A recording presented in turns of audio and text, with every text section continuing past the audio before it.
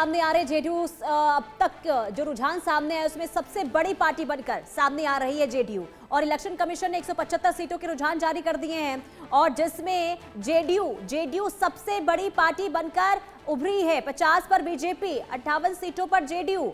और इसी के साथ ही अगर हम कांग्रेस की बात कर लेते हैं तो 10 सीटें और आरजेडी 30 सीटों पर अभी बढ़त बनाती हुई नजर आ रही है।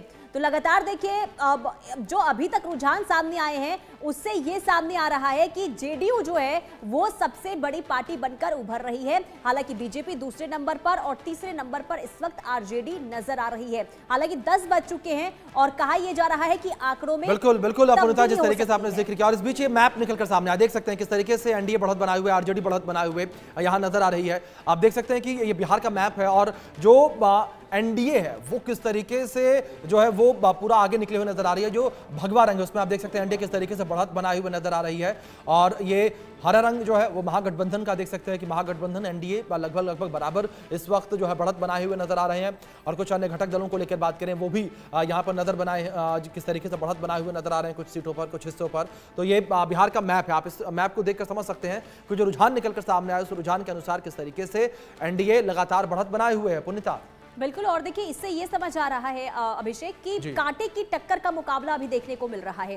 हालांकि अभी बीजेपी के आंकड़ों की बात करते हैं तो देखिए 69 और अगर हम जेडीयू आरजेडी की बात करते हैं तो 57, यानी कि फासला थोड़ा अभी है। लेकिन कांटे की टक्कर देखिए अब तक जो रुझानों में सामने आया कांटे की टक्कर। और ये जो हम आपको मैप दिखा रहे हैं, मैप में देखिए बिल्कुल अपूर्णता, बिल्कुल जिस तरीके से इस मैप को देखकर समझें तो साफ तौर पर एनडीए बढ़त बनाई हुई नजर आ रही है। लेकिन टक्कर जो है इस वक्त महागठबंधन भी दे रही है। लेकिन इस बीच एक बड़ी खबर है, उसका रुख कर लेते हैं। जिस तरीके से लगातार रुझान सामने आ रहे हैं, जहां गोपालगंज से कांग्रेस के ओपी गर्ग पीछे हैं, गोपालगंज से महागठबंधन पीछे, कांग्रेस के नेता पीछे।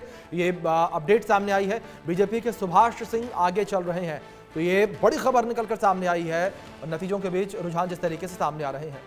931 वोटों से आगे बीजेपी के सुभाष सिंह और रुझान है ये। और कई सीटों पर देखिए आगे और पीछे का जो सिलसिला है वो देखने को मिल रहा है।